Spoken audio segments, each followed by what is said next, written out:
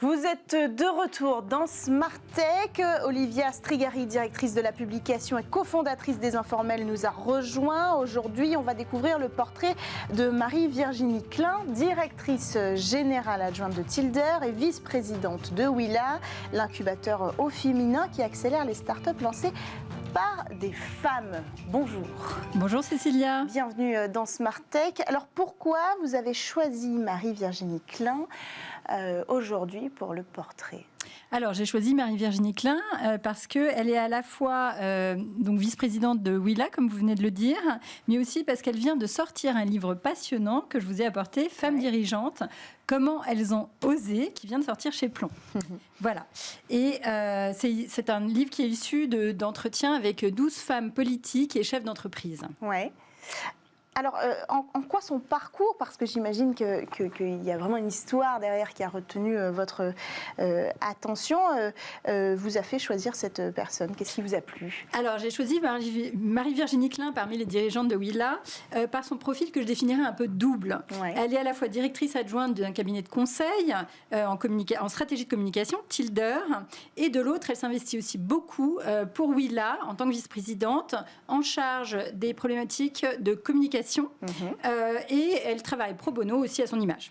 Voilà, donc c'est un rythme intense qu'elle gère avec une organisation sans faille et un Miracle Morning qu'elle a mis en place aussi pour écrire son livre en se levant à 5h du matin. Oui.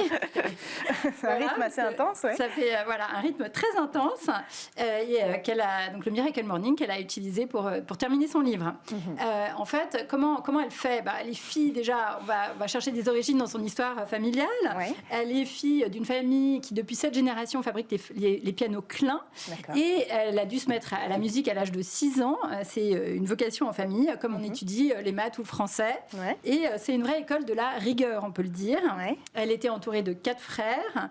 Et c'est en sortant de son concours familial qu'elle commence à ressentir une certaine distinction dans les genres. Ouais. Elle qui a été élevée sans aucune distinction.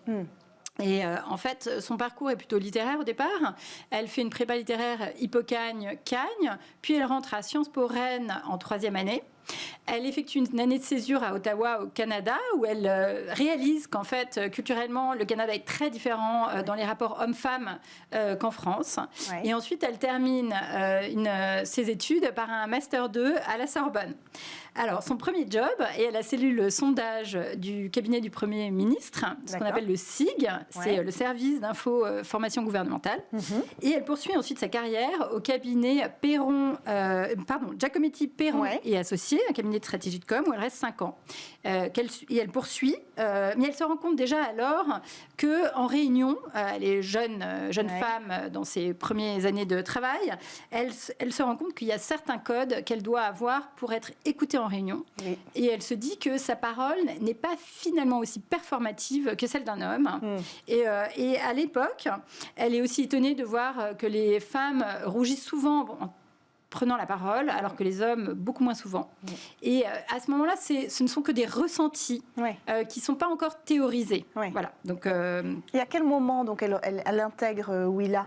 Alors, en 2016, on l'appelle, elle vient d'avoir son premier garçon, donc elle est toute jeune maman, et on lui propose le poste de vice-présidente au conseil d'administration auprès de Marie-Georges et de Sarah Huisman-Scoridian, qui est vice-présidente avec elle.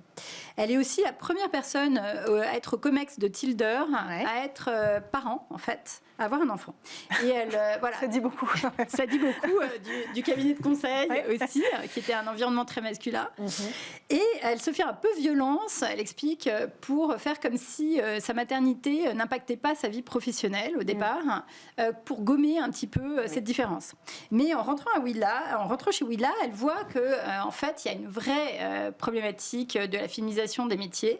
Et elle dit, finalement, j'ai statué dans mon agenda des rendez-vous sanctuarisés pour pouvoir voir mes enfants et arrêter de faire comme s'ils n'existaient pas. Voilà. Donc elle dit, j'ai plus envie de m'échapper comme si de rien n'était pour aller les chercher à l'école ou pour déjeuner avec eux. Donc elle sanctuarise ces moments dans son agenda. Et ça change quand même beaucoup de choses, d'autant qu'elle est enceinte à ce moment-là de son enfant. Mais avant de continuer à vous parler de Marie-Virginie Klein, je vous fais aussi un point sur l'activité de Willa. Willa, c'est le premier premier incubateur spécialisé dans l'accompagnement des femmes, des jeunes femmes créatrices d'entreprises dans la tech et dans le digital. En fait, c'est son ancien nom est le Paris Pionnière. Il avait été fondé en 2005 par Frédéric Clavel avec la mission de stimuler la mixité dans l'écosystème digital. Juste pour vous refaire un tout petit point, à l'heure actuelle, les derniers chiffres qui sont sortis, il y a 32% de créatrices d'entreprises, mais dans le French Digital 120, il n'y a guère que 6% de CEO, de femmes CEO. C'est extrêmement peu. C'est très bas. Et alors pourquoi elle a monté cet incubateur genré spécialisé dans les startups dirigées par les femmes? Alors parce qu'en fait, au départ, il n'y a pas suffisamment de femmes sur la ligne de départ. Il n'y en a pas à l'arrivée, comme je viens de vous dire. Mais pourquoi? Parce que d'abord, il y a un problème dans l'éducation. Il y a une éducation qui est plutôt genrée et surtout dans les sciences. Et puis dans le digital, souvent les femmes n'osent pas prendre leur envol. Alors chez Willa, justement, l'incubateur sert à valider les idées de projet, sert à monter un business plan, à définir une stratégie, à faire les levées de fonds jusqu'aux 3 ans de l'existence de la start-up.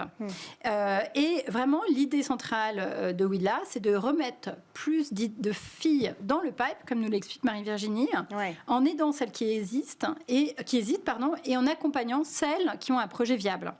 Voilà. Donc, plus généralement, ça les aide à devenir entrepreneurs de leur vie. Bien sûr. Et il y a un questionnement, comme nous le rappelle Marie-Virginie, on venait de l'évoquer sur la maternité. Il y a un questionnement lors des levées de fonds, face à des investisseurs. La maternité est toujours un sujet qui revient sur la table, alors qu'on ne pose absolument pas ces questions-là aux hommes. Ça, c'est le premier point. Ensuite, elle est frappée par le moyenne d'âge des créatrices d'entreprises, qui est plutôt entre 35 et 40 ans. Comme si elles attendaient d'avoir fait leurs preuves, plus de confiance en elles, et d'avoir déjà fondé leur famille pour pouvoir créer une entreprise. Voilà, c'est les mêmes biais qu'ont vécu les 12 dirigeantes qu'elle a rencontrées pour son livre. Et elle y ajoute le syndrome de l'imposteur. Et elle dit, pour conclure, que l'entrepreneuriat est finalement la forme la plus aboutie du féminisme aujourd'hui et la meilleure façon de mettre en pratique ses convictions est de monter sa boîte. Voilà une belle façon de conclure cette présentation. Olivia Strigari, merci beaucoup d'être venue sur le plateau de Smart Tech. Encore une fois, je rappelle, vous êtes directrice de la publication et cofondatrice des Informels. Merci à tous de nous avoir suivis encore aujourd'hui pour cette édition quotidienne de Smart Tech. On se retrouve demain, comme tous les jours, sur Bismart. N'oubliez pas de nous suivre sur les réseaux sociaux et d'écouter les podcasts. À demain.